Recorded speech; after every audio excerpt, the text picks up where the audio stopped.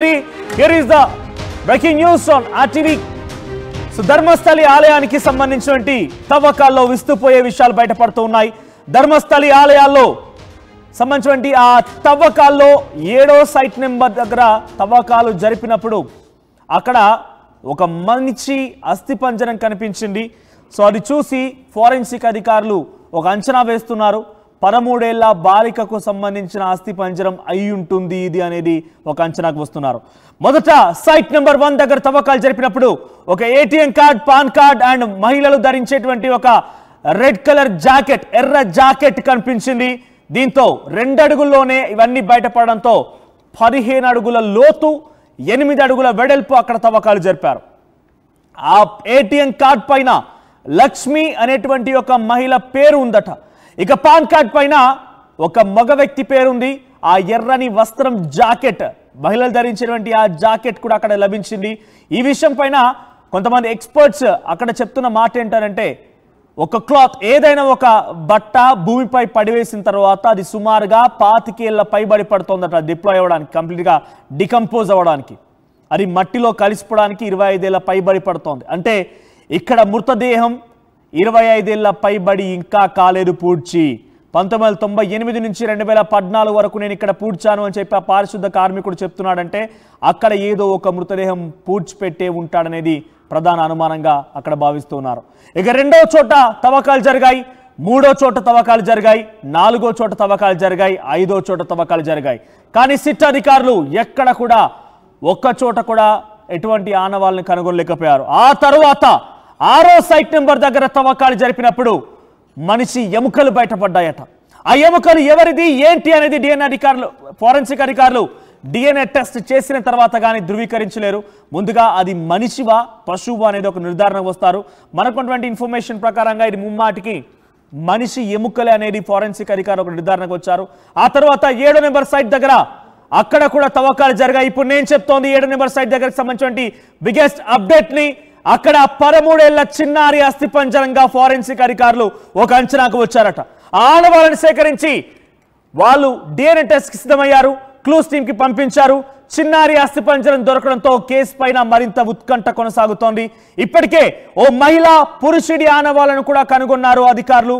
అది ఎలా అంటే ఏటీఎం అండ్ పాన్ కార్డుకు సంబంధించినటువంటి అంశంతోనే కొంత నిర్ధారణకు వచ్చారు. అయితే ధర్మస్థల ఆలయానికి సంబంధించి 1998 నుంచి 2014 మధ్య సుమారుగా 25 ఏళ్ల పాటుగా నేను అక్కడ పనిచేస్తూ ఉండగా నా చేత బలవంతంగా అక్కడ మృతదేహాలను పూడ్చిపెట్టేటువంటి ప్రక్రియని అక్కడి కొంతమంది పెద్దవాళ్ళు నాతో చేయించారు. నేను వాటిని పూడ్చిపెట్టాను, ఖననం చేశాను, కాల్ చేశాను, బూడిద చేశానని చెప్పి ఆ పారిశుద్ధ కార్మికుడే ఏకంగా ఒక లేఖలో పొందుపరచడం, ఆ తర్వాత కోర్టుకు కూడా కొన్ని అస్థిపంజరాలతో ఎముకలతో అక్కడికి రావడం మనం చూసాం. మీరు చూస్తున్నటువంటి ఆ సర్కిల్లో కనిపించే వ్యక్తే ఆయనే పారిశుద్ధ కార్మికుడు. పూర్తిగా టాప్ టు బాటం మొహం నుంచి కాలు వరకు అంతా కప్పివేయబడింది. బికాజ్ ఆయన ఏ వ్యక్తి గురించి అయితే చెప్తున్నాడో అక్కడ బాధిత కుటుంబాలు ఏ వ్యక్తి గురించి అయితే ఆరోపిస్తున్నాయో చాలా ఇన్ఫ్లుయెన్షియల్ పర్సన్. ఆ పారిశుద్ధ కార్మికుడు అక్కడ పనిచేస్తుండగా తనని ఈ రకంగా బలవంత పెట్టి పూడ్చివేయమని చెప్పింది కూడా చాలా ప్రభావితం చేయగలిగినటువంటి వ్యక్తులే. తనని ఏకంగా చంపేస్తానని హెచ్చరించారట. ఏకంగా తను పోలీసుల దగ్గర కూడా వెళ్ళాడు. పోలీసుల దగ్గర కూడా వెళ్ళి తనని ఇలా ఇబ్బందులు పెడుతున్నారు, చంపేసి అక్కడ చచ్చిపోయి వచ్చినటువంటి ఆ మృతదేహాలని పూడ్చిపెట్టమంటున్నారనేటువంటి విషయాన్పైన పోలీసులకు ఫిర్యాదు చేస్తే పోలీసులు కూడా తననే కొట్టి నువ్వు ఈ విషయం ఎక్కడికైనా చెప్తే చంపేస్తామని చెప్పారట. దీంతో ఏం చేయలేక ప్రాణాలు పోగొట్టుకోవాలా లేదంటే వాళ్ళు చెప్పిన పని చేయాలా, ఇలా కాంప్రమైజ్ అయిపోయి వాళ్ళు చెప్పిన పని చేయడం మొదలుపెట్టాడు. అందులో భాగంగా కొన్ని వందలాది మంది, 100కు పైగానే మహిళల యొక్క మృతదేహాలని అందులో పూడ్చివేశాడు. శరీర భాగాలు పూర్తిగా కూడా దాడి చేసినట్టుగా ఆనవాళ్ళు ఉన్నాయట, అత్యాచార ఆనవాళ్ళు ఉన్నాయట. వారి లోదుస్తులు ధరించకుండా కొంతమంది లోదుస్తులు పూర్తిగా వదిలేసినటువంటి పరిస్థితుల్లోనే కొంతమంది చిన్నారుల యొక్క మృతదేహాలు కూడా కనిపించాయట. ప్రైవేట్ పార్ట్స్ పైన గాయాలున్నాయట. ఇటువంటి ఒక చాలా భయానకమైనటువంటి పరిస్థితుల్లోనే వందలాదికి మృతదేహాలు అక్కడికి కొట్టుకు వస్తే వాటన్నిటిని నేత్రావతి నది ఒడ్డున నేను పూడ్చివేశాను, ఖననం చేశాను, డీజిల్ పోసి తగలబెట్టేశానని చెప్పి ఆ పారిశుద్ధ కార్మికుడు చెప్పుకొచ్చాడు. మరి ఎందుకు అలా చేయాల్సి వచ్చింది? ఈ మహిళలందరిపైన వేధింపులకు పాల్పడింది ఎవరు? ఈ మహిళలు ఈ రకంగా అత్యాచారానికి గురి చేసింది ఎవరు, అత్యాచారానికి గురి చేసి చాలా భయంకరంగా వారిని హతమార్చింది ఎవరు, ఇలా అనేక రకాలుగా అనుమానాలు వ్యక్తమవుతున్నాయి. ఇప్పటివరకైతే ఆ పారిశుద్ధ కార్మికుడు ఆ మృతదేహాలకు సంబంధించి నేను ఇక్కడే పూడ్చిపెట్టానని చెప్పి సైట్స్ని గుర్తించగలిగాడు. కొంత పోలీసులకు కూడా దీని వెనుక ఉన్నది ఎవరు అనేటువంటి పేర్లను కూడా చెప్పుకొచ్చాడు. కానీ ఆధారాలు లేకుండా బయటికి చెప్పడం కొంత ప్రమాదమైన పోలీసులు కూడా భావించుంటారు. బికాస్ దీని వెనుక ఆరోపణలు ఎదుర్కొంటోంది కొన్ని ఏళ్ల చరిత్ర కలిగినటువంటి హెగ్డేల కుటుంబం. ప్రస్తుతం ధర్మస్థల ధర్మాధికారిగా కొనసాగుతున్నటువంటి వీరేంద్ర హెగ్డే దీని వెనుక ఉన్నాడనేది అందరూ ఆరోపిస్తూ ఉన్నారు. ఏకంగా కొంతమంది బంధువులు కూడా బహిరంగంగా మాట్లాడుకుంటూ ఉన్నారు. అయితే ఆయన చాలా ఇన్ఫ్లుయెన్షియల్ పర్సన్తో పాటుగా పార్టీలకు అతీతంగా తనకి చాలా పెద్ద ఎత్తున ఇన్ఫ్లుయెన్స్ ఉంది. ప్రస్తుతం రాజ్యసభ సభ్యుడిగా కూడా కొనసాగుతున్నాడు. ఇప్పటివరకు మీరు గమనిస్తే ఈ ఘటన ఇంత పెద్ద ఎత్తున ప్రపంచవ్యాప్తంగా చర్చనీయాంశం అవుతూ ఉన్న ప్రభుత్వానికి సంబంధించిన పెద్దలు కానివ్వండి, ప్రతిపక్ష నాయకులు కానివ్వండి, ప్రజా సంఘాలు కానివ్వండి, హ్యూమన్ రైట్స్ కమిషన్లు కానివ్వండి, ఎక్కడ కూడా నోరు విప్పిన దాఖలాలు లేవు. అంతటి ఇన్ఫ్లుయెన్షియల్ క్యాండిడేట్. సో ఆ వ్యక్తి పైన ఆరోపణలు వస్తున్నాయి కాబట్టి ఆధారాలు లేకుండా బయటకు పెట్టలేమనేటువంటి ఒక ఆలోచనతో బహుశా పోలీసులు ఉండుంటారు, సిట్ అధికారులు ఉండుంటారు. సో ఇప్పటికే మనం ఒక విషయం పైన చాలా క్లియర్గా మాట్లాడుకుంటే 2012లో సౌజన్య ఘటన. సౌజన్య అనేటువంటి ఒక విద్యార్థిని ఉదయాన్నే కాలేజ్కి వెళ్ళింది, తిరిగి ఇంటికి వెళ్ళేందుకు బస్ స్టాండ్కి చేరుకుంది, అక్కడి నుంచి కనిపించకుండా పోయింది.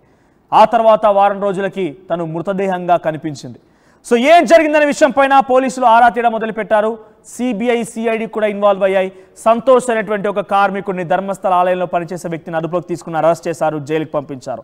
2023 వరకు కూడా ట్రయల్ ఎదుర్కొన్నాడు, జైల్లోనే ఉన్నాడు. చివరాకరణ ఆ సంతోషే ఈ దారుణానికి ఒడిగట్టాడనేది పోలీసులు ఒక్క ఆధారాన్ని కూడా కనుగొనలేకపోయారు. ఆ కేసు నీరు గారిపోయింది. సంతోష్ నిర్దోషిగా బయటికి విడుదలైపోయాడు. ఇలా ఒకటి కాదు, రెండు కాదు.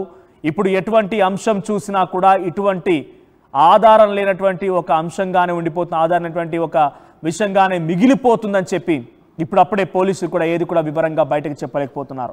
అయితే కనీసం అక్కడ మృతదేహాలు బయటపడిన విషయాన్ని పోలీసులు చెప్పాల్సిన అవసరం ఉంటుంది. కానీ అది కూడా చెప్పకుండా చాలా గోప్యంగా నిర్వహిస్తూ ఉన్నారు. ఈ పారిశుద్ధ కార్మికుడు మాత్రం చాలా క్లియర్గా ఒక మాట చెప్తున్నాడు. 13 నెంబర్ సైట్ దగ్గరికి వెళ్ళిన తర్వాత ఇంకా మృతదేహాలు పెరిగే అవకాశం ఉంది, ఇంకా మృతదేహాలు బయటపడే అవకాశం ఉంది. అత్యధిక సంఖ్యలో అక్కడే నేను ఆ మృతదేహాలను పూడ్చిపెట్టానని చెప్పి ఆ పారిశుద్ధ కార్మికుడు చెప్పడం మనం చూస్తూ ఉన్నాం. ఇప్పటి వరకు కేవలం 7వ నెంబర్ సైట్ వరకు మాత్రమే తవ్వకాలు జరిగాయి. ఈరోజు 8, 9, 10 మరో 3 సైట్లో కూడా తవ్వకాలు జరిగే అవకాశం కనబడుతోంది. సో 7వ నెంబర్ సైట్ దగ్గర తవ్వకాలు జరిగినప్పుడు ఒక అస్థిపంజరం లభించింది. అది ఒక 13 ఏళ్ల చిన్నారి అస్థిపంజరం అయి ఉంటుంది అనేటువంటి ఒక అంశంగా అక్కడ ఫోరెన్సిక్ అధికారులు చర్చించుకుంటున్నారు. ఏదేమైనా ధర్మస్థలి ఆలయం అంటే ఒకప్పుడు భక్తికి పేరుగా నిలిచినటువంటి ఆలయం ఇప్పుడు భయం పట్టుకుంది. ఆలయం పేరు చెప్తేనే క్రైమ్, సస్పెన్స్, థ్రిల్లర్ సినిమాలు గుర్తుకు వస్తున్నాయి. నేత్రావతి నది ఒడ్డున అక్కడ పూడ్చివేశానని చెప్పేటువంటి ఆ పారిశుద్ధ కార్మికుడి యొక్క మాటలే గుర్తుకు వస్తున్నాయి. కొన్ని వందలాది మంది మహిళల మృతదేహాలు రాత్రికి రాత్రే ఆ నేత్రావతి నదిలో కొట్టుకు వచ్చేవి. ఆ మృతదేహాలను బయటకు తీసేవాడిని. కొంతమంది బలవంతంగా నాతో అక్కడ గొయ్యి తీర్చి పూడ్చివేయమని చెప్పేవారు, లేదంటే హతమారుస్తామని చెప్పేవారు. ఇప్పటికి నేను ఈ విషయాన్ని ఎందుకు చెప్తున్నానంటే నేను నా కుటుంబంలో కూడా ఒక మహిళ పైన ఈ రకంగానే వేధింపులు చూశాను. తనపై కూడా ఈ రకంగానే వేధింపులకు పాల్పడ్డారు. తనని కూడా బెదిరించారు, హతమారుస్తామని బెదిరించారు. ఇప్పటికైనా నోరు విప్పకపోతే నా జీవితానికి అర్థం పరమార్థం ఉండదు, అసలు నేను మనిషినే కాదు అని చెప్పి పశ్చాత్తాపానికి గురైపోయి ఆయన ఇప్పుడు ఈ విషయాన్ని బయటపెట్టాడు. సో ప్రస్తుతానికి ధర్మస్థలంలో ఇంకా అక్కడ తవ్వకాలు జరుగుతూనే ఉన్నాయి. సో ఒక్కో అంశం ఒక్కో రకంగా అందరినీ భయభ్రాంతకు గురి చేస్తోంది. నాకు ఈ వార్త చెప్పే ప్రతిసారి నిజంగా ఒక రకంగా చెప్పాలంటే రోమాలు నిక్కపొడుస్తూ ఉన్నాయి. అక్కడ ఆశ్చర్యం కలుగుతోంది. ఇంతలా ఒక వ్యక్తి పారిశుద్ధ కార్మికుడి చేత నిజంగా మృతదేహాలను పూడ్చిపెట్టించాడు, భయానికి గురి చేసి ప్రాణాలకి ఆయనకి హాని కలిగిస్తానని చెప్పి ఇంత దారుణంగా ఎవరైతేనేమి అక్కడ పూడ్చిపెట్టారని చెప్పి ఆ చెప్పేటువంటి మాటలు చూస్తేనే నిజంగా భయం కలుగుతోంది. ఏదేమైనా ప్రస్తుతం ఈ ఘటన కొంత ఆందోళన కలిగిస్తోంది. ధర్మస్థలి ఆలయం అంటేనే అందరూ భయభ్రాంతకు గురవుతున్నారు, భయపడిపోతున్నారు. ధర్మస్థల ఆలయానికి సంబంధించిన అంశం రోజుకొకటి విస్తుపోయే విషయాల్లాగా బయటపడుతూనే ఉన్నాయి. ప్రస్తుతానికి సిట్ అధికారులు ఇంకా సీరియస్గా ఉన్నారు. ఏకంగా 6వ నెంబర్ సైట్ దగ్గర 7వ నెంబర్ సైట్ దగ్గర మృతదేహాలు బయటపడడం మొదలైందనంటేనే అర్థం చేసుకోండి ఇక్కడ ఇంకా తవ్వకాలు జరిగే కొద్ది ఎంత మృతదేహాలు బయటపడతాయనేది. సో ధర్మస్థలి ఆలయానికి సంబంధించిన అప్డేట్స్ని ఆర్టీవీ ఎప్పటికప్పుడు మీకు అందించే ప్రయత్నం చేస్తోంది. సో అక్కడ మృతదేహాలు బయటపడుతూ ఉన్నాయి, ఎముకలు బయటపడుతూ ఉన్నాయి. ఇంకా దీనిపైన మీ అభిప్రాయం ఏంటి? ఇంకా ఎటువంటి విధంగా ఉండే అవకాశం ఉంది?